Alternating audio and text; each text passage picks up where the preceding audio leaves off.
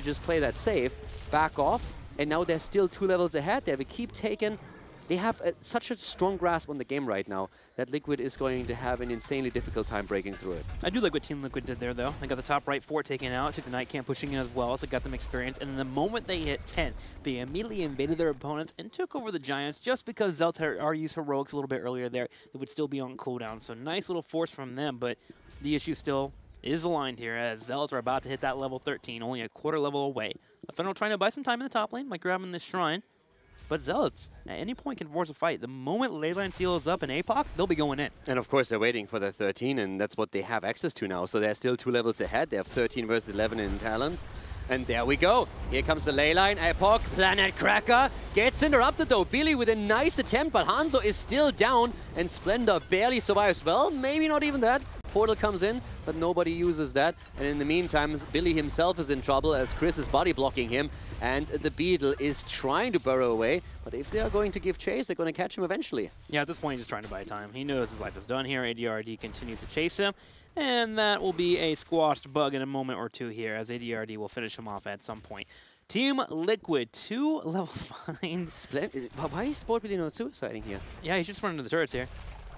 I don't know why he's trying to get away. He can't possibly think that he's going to escape. Well, I think he's trying to buy time for top lane. As Thrall goes in for an engage and finds Mopsio. And Uberag is finally down. Here comes the arrow at the top. Mopsio moves away. And the fight is still continuing. And Eternal is low, but is able to move away. Uberag eventually gets picked off there on the bottom right. It seemed like he was just trying to draw the attention of 2 members and possibly have someone get caught in the top right. But Mopsio able to sneak away thanks to the bunker from Zarmony, and Zealots continue to find more kills. Thrall gets picked up, he's down for 20 seconds, and now the Dragon is available for the pickings. It's still an interesting decision. I mean, obviously, there wasn't like an accident. He intentionally tried to delay it. I'm just not quite sure if that was really the right choice, because you're trading basically Medivh for your main tank. Those are the 2 that are not in the fight at that moment in time. And Medivh already used his ley line, so there's still a lot of potential that Zealots, or aggression that Zealots can't rely upon, because Medivh with the portal isn't there. But it still feels like a very good trade if your opponent can't rely on the main tank in this situation. There was one form of protection not being available with that Medivh not being there, so Team Liquid thought maybe that was their chance to get the pick. So there's that element to always consider too, that force of will not being available. Why did Shad just ice block? Did he dodge a cocoon? Like, we don't have cooldowns ready, like we don't have cooldowns in the UI, so I can't actually see, I didn't see it properly, but he just ice blocked, and it seemed like a bit of a weird position for him, or reason for him to ice block. So if he dodged maybe something there, either he misclicked or he dodged, but I couldn't see it properly when it happened. So unfortunately, we don't have access to the cooldowns at this point, so I can't double check it. Maybe the replays are going to reveal it later. For now, it's a fight at the top lane. Here comes the Twilight Dream. Shad actually safe for now. Gets shoved into the corner and taken down by Stukov. But the counter kill as the Planet Cracker and Blaze go for the kill against Stukov himself. A 1-for-1 trade. The Dragonite still in play, finally broken through. And we have Zealots with 15 versus 12. Liquid losing Hanzo now too, and Eternal is also on the run. It feels like Zealots are just playing with Team Liquid. Picking off Hanzo, Eternal being chased down. Just buying some time to make sure he doesn't get picked off, ADRD that is. And that's going to be another few kills as the Dragon was able to put some damage on that fort in the top left. We should have Zealots pick that off, and that will also get them level 16. There it is. Team Zealots are 3 levels ahead of Liquid. Yeah, Zealots, yeah, absolutely dominating this right now. Now, what do the Zealots have to do? First of all, they took the keep at the bot lane already. It's very difficult for them to end without the objective still. Death timers are low, and that gives a bit of a defender's advantage towards Liquid, so Zealots can't just simply move through the bot lane and try to go for core whenever they get a kill or 2. But what they can do is try and slowly and steadily just take map control and take the structures of Team Liquid away. If with the talent advantage, they get either another keep or they get another Dragonite and then either keep or core, that's of course what they're going to hope for here. They just need to make sure that when they run the talent advantage, which is now, that they are posturing aggressive and that they are trying to get some tangible value. Getting a second keep, for example, which they always can do by playing aggressive around portals or even just the mercenary camps that we now see pressuring the top lane. I mean, if you're Team Liquid, you're thinking about not even giving up the Dragon. It feels like it's not even an option at this point. With the keep already picked off in the bottom left corner, Zealots can position in that area, and they have a lot of space to decide how they want to take the approach. They can move in for a keep, they can move in for the core, as you were just mentioning. Zealots even getting pretty aggressive here on the Giants. They move in, Leyline Seal, APOC combo into a Planet Cracker. The APOC connecting afterwards, and the Planet Cracker getting interrupted, but it doesn't matter. Stuka picked off as Team Liquid attempts to escape. Support ability is low, the planet corrector got interrupted, but it's now available. And with a Malfurion Moonfire, Zealots secure that kill. Yeah, and Diablo goes deep because he knows that Medivh is always going to have his back. So they get another 2 kills out of this. 13 kills against 1. That's what we are currently looking at. A 3-level advantage for Zealots. And as you said, the map is absolutely painted red. There's no blue nowhere near. And now it's going to be another objective for the Zealots. They have the heroes in position already. Chris is going to channel the Dragon Knight, and they're going to try and end here. 17 to 14. Dragon pushing a mass map. The Giants just now getting cleaned up. Team Liquid are going to need a miracle of a defense to hold this. Especially with Zealots. Look at this. In the south, they're grabbing the Night Camp too. I mean, talking about StarCraft 2 throwbacks, they need an incredible miracle here. There is just no other way to turn this one around. There is not, man. Zealots going to group up here and try to go for a Mighty Ducks run. Pushing this bottom lane. V formation. Team Liquid set up for defense, but here's the portal. They have to back up. Cocoon comes out, but even that is broken down within just seconds, and they can go in again, and that's what they do. Eternal Enthrall is trying to save himself by the Sundering, but that doesn't help either. Down he goes, 14 kills against 1, and Zealots is just done with this. They're going in, and they're going to take the second win in the series. Sport Billy trying to set for defense here. Hasselhoff's in trouble on the back right, but stays alive. Malfurion goes in here on the bottom left, drops down the root, the jet propulsion afterwards. Zealots get another pick, and the core starts to fall 60 down to 50, and it continues to fall all the way down to zeros. Zealots absolutely destroying this weekend. If you actually look at their entire weekend, they are 5-0 right now, and we'll be getting ready for a third game after this, but Zealots up 2-0 over Team Liquid. It's ridiculous how much they stomped Liquid in those 2 games. Yeah. It's actually crazy. And we talked a lot about the draft and the big advantages that the Zealots had with the draft here. But this is... I don't know what I want to ask more. If I want to ask what happened to Team Liquid, or if I want to ask what happened to Zealots. They ate the Cheerios. Just, it's the opposite pretty much of what I expected here. Fan, how is Zealots destroying so hard right now? I think, to sum it up briefly, they're just playing and drafting smarter than Team Liquid is. I've talked a lot about the draft already before this game. You see in this game 15 kills to 1. The Stukov is not saving anything. Zealots are playing around it really well. And on top of that, even in the game, they're playing a lot smarter. With these 2 compositions, Team Liquid really fell behind from the level 1 skirmish. They lost 2 heroes, and they were immediately behind the entire game. And that is something that is really, really bad on Dragonshire because it's such a rotational map. If you fall behind from level 1, you're behind on the rotations for the rest of the game. So looking at the level 1, if you see these 2 teams, at least when I see these 2 teams, and I'm on Team Liquid's side, you know, not only do I have this fight or flight response where I want to run as fast as possible because I think we lost the draft really, really hard, but also I know there's no chance we can possibly win level 1 5 versus 5. You know, you have to really think about it. You have to see, okay, they're 5 heroes against our 5 heroes on the first wave. How does this play out in my head? Is there any chance that we can win this? And in my mind, that answer is no. If I was Team Liquid, I would have started in lanes, avoided the fight completely. But they didn't, so they ended up, you know, losing maybe more than what they should have, but they still lost the level 1. And even later on in the game, we saw the Anubrak stuck in between the keep and the fort, and he was stalling his death forever. And thankfully, his team almost got a pick on Diablo top lane to save it, but I think that was a really big mistake as well, because what Zealots were trying to do there was, if they get a DK and they stall that Anubrak until they get the DK, they just end the game right there, because you're 4v5 at that point, and Anubrak is going to be dead, like, as the DK is walking towards your core. So it just seems like Zealots is playing a lot smarter. Team Liquid, mechanically, they're doing fine. They're hitting their combos, but drafting and execution, they need to play a little bit smarter, I think. Well, Team Liquid are hurting, but Zealots are a winning. We'll be right back here with game number 3, and we'll see if Zealots can close it out or if Team Liquid will find their spice.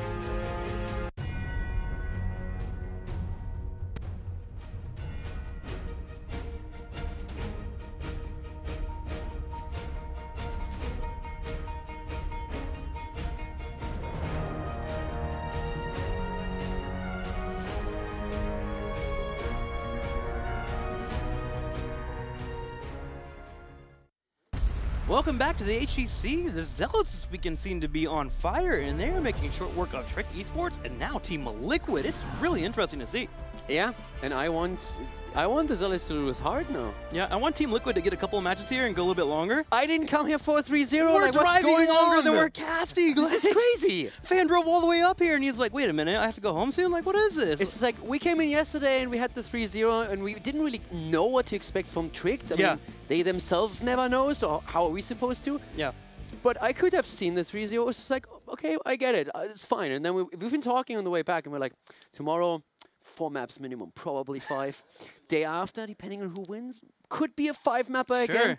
And now we have Zealots just crushing Liquid. I'm sitting here, I'm like... I'm happy for him, but I'm like, chill out a little bit, you know? Yeah, like, it's like, give me more games. Well, we're getting ready here for game number 3. Fan, what has to change for Team Liquid to even start having a chance in the series? You know, I've already mentioned this before, but just in terms of the drafting and the playstyle, Team Liquid just needs to be smarter about what they are doing. I feel like they're almost kind of on autopilot, and I'm sure they can beat a lot of the teams while doing autopilot things, but Zealots, you know, they're thinking a lot. They clearly prepped a lot for this match, so Team Liquid, they have to kind of get on that level. But on the bright side, I think Zealots have gone through most of the maps that they've really planned out, or at least I hope so, for the sake of Team Liquid. Sure. Talking about maps, we actually see the first, like we see one of the big differences here. Because we talked about how Towers of Doom is a map that Liquid loves to play, but they only have 6 wins and 5 losses. So even though they picked the map 11 times, they have a pretty mediocre track record here. Still a map they like to play, but we've talked about how they excel on Tomb. They have a 6-0 here. And they go for Tomb of the Spider Queen now. But the big question here for you in particular, normally they don't pick Tomb. People pick Tomb against them, and then they are able to win here. How much of a difference does it make for a team playing from a first pick or second pick position? That can be a huge difference if you're not used to whichever one it is. If you're used to first pick and you're on second, it can throw you off a lot. But if they are 6-0 on this map, I feel like this is definitely the place to go to start the comeback. Same bans once again. So as we said before, Liquid has been banning Tracer for weeks. They just don't want to deal with a hero. They feel that it's the biggest threat to them. And Liquid again with a Tracer ban here. Zealots on the other hand, they've been looking at what Liquid has been doing over the last few weeks. Sportbilly's impact on Garrosh in any game and on pretty much any map has been very significant. So what we're seeing from Zealots is just deciding for at least the series, at least it seems so, let's make sure that they don't get Garrosh and take it from there. But Medivh is still up. Yeah. For Zealots. But right now you're actually in a position where Medivh is going to become interesting if they don't pick it here, because depending on what Liquid does, you could, from the Zealots' point of view, go into a Medivh Diablo pick on the 2-3. Yeah. So it's interesting if Medivh is not picked and if Diablo isn't picked here, how Liquid reacts to that when they have their own choice. That's true. Even taking one away is always a good tool. Yeah. We'll see what happens here. Zealots are about to pick up. Yeah, so far Zealots has been setting up their composition as opposed to just straight up taking the, you know, what we know as the OP heroes, and it looks like they're more or less doing a similar thing here. Hanzo getting a ton of priority recently, really rising up the ranks, but still not the Medivh, not the Maiev. But this is now a setup in which we're actually seeing Zealots for the first time in the series having first pick. Okay, so Blaze Fury, and this is the opening at Zealots. This is the exact reverse from what we've seen before. The question for me is, now you have Hanzo Arrow, and you could use Medivh and Diablo again. Do you pull that trigger?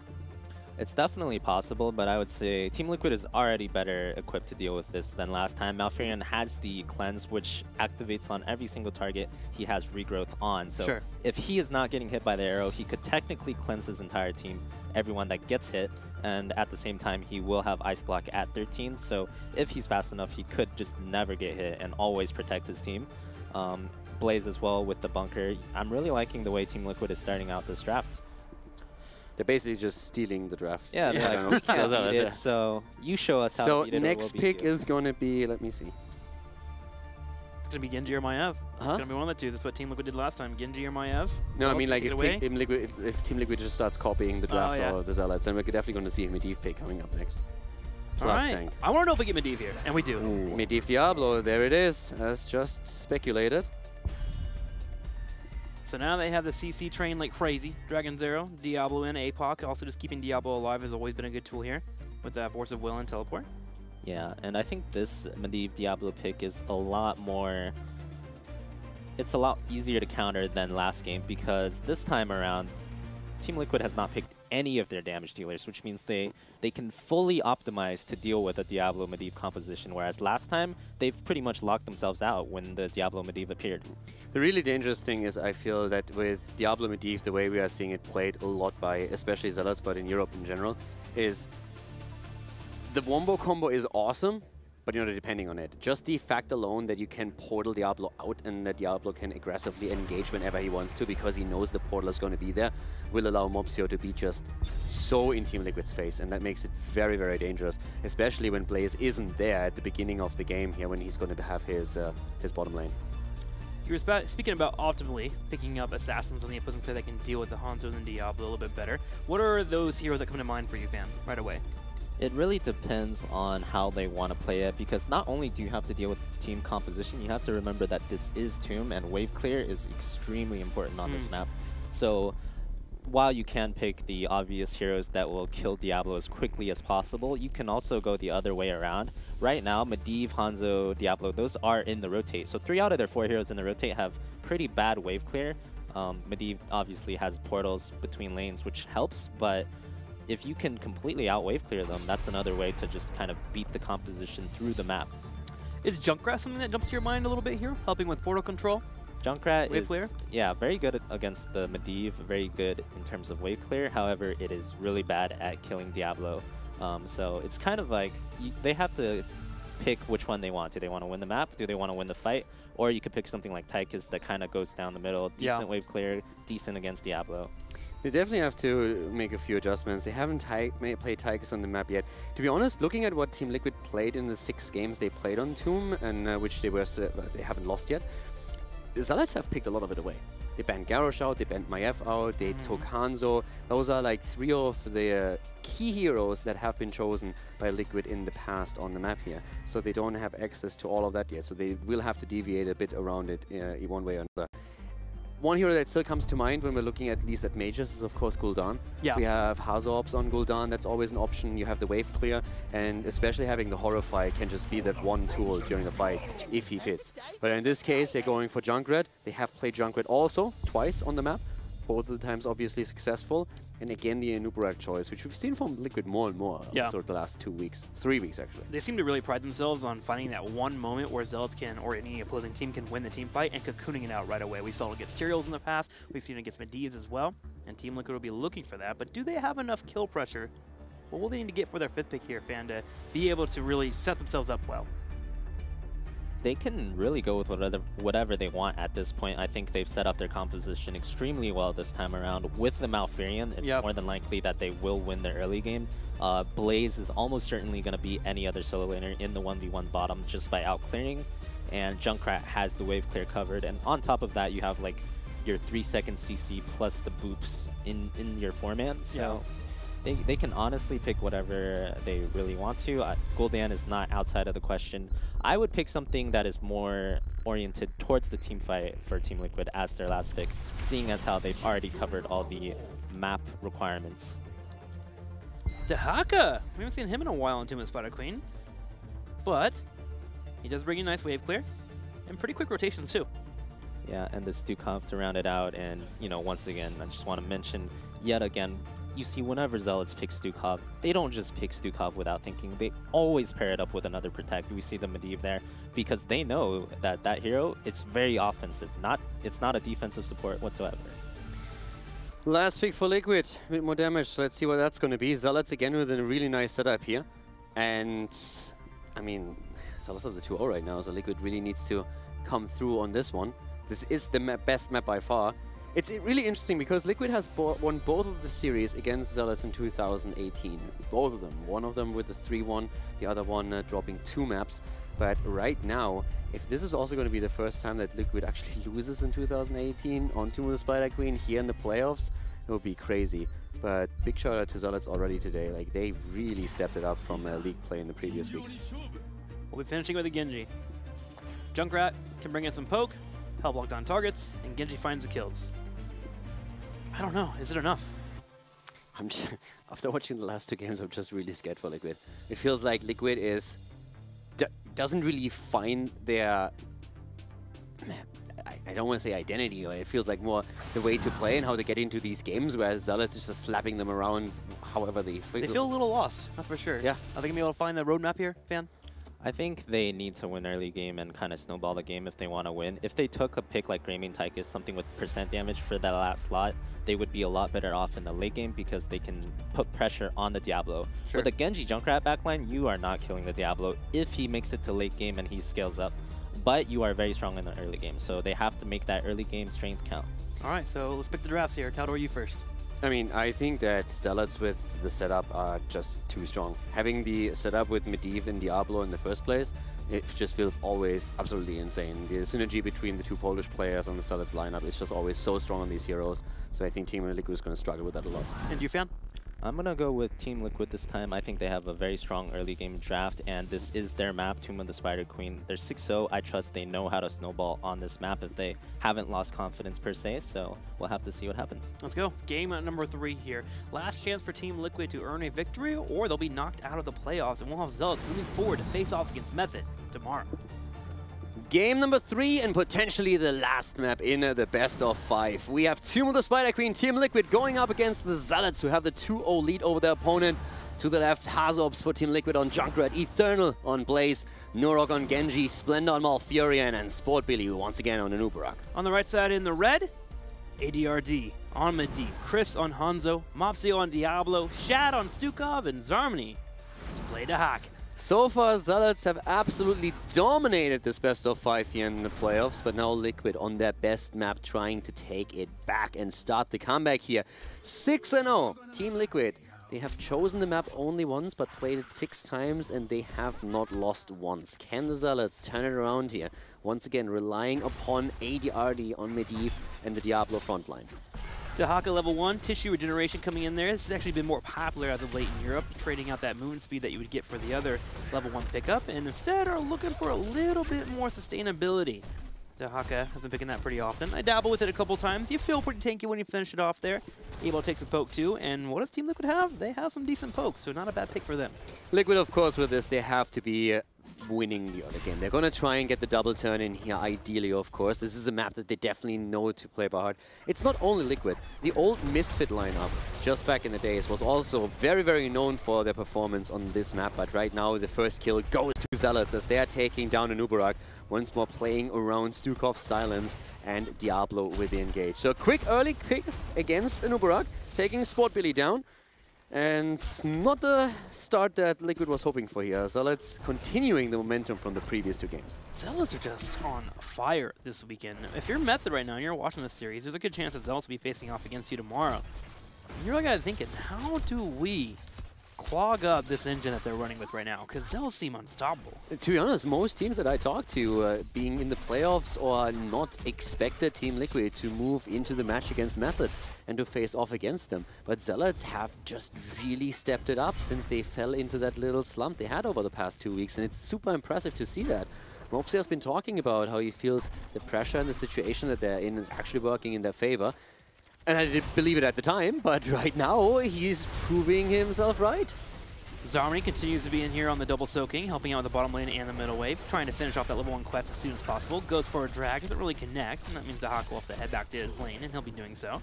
But Team Liquid is just such an interesting spot to be in, and such a sad one as well. Hazob has been continuously talking about how important offline events are to him, how it's definitely the one thing that he wants to accomplish with his team. They've been voicing throughout 2018 how it's the most important thing for them to make it to the mid-season brawl, to make it to BlizzCon, to be able to go to Western Clash. They missed the Clash, but they had such a good setup here to make it at least into the match against Method. And now, once again, Liquid is just 1 map away from being eliminated from that run to the mid-season brawl.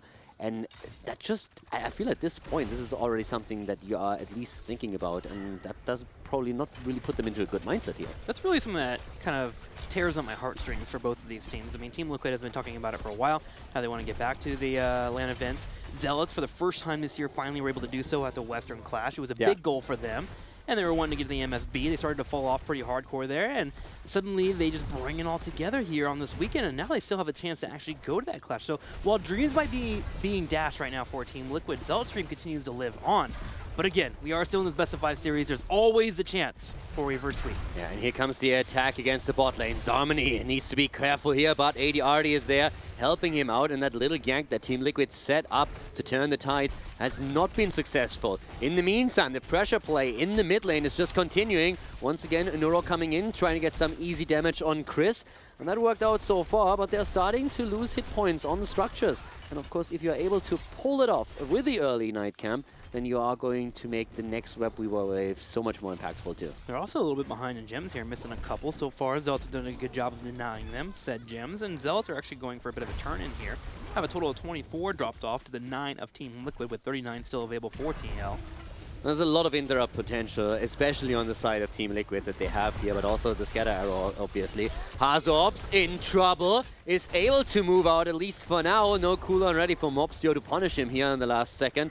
Nurok also finding himself dropping a lot of HP at that bot lane brawl that we had between Dehaka and ADRD, both of them moving in, and more gems are being turned by the Zealots. We've been talking how Liquid has to kind of start winning the early game, and currently they are miles away from it. They're losing Blaze here now too. The second kill for Zealots.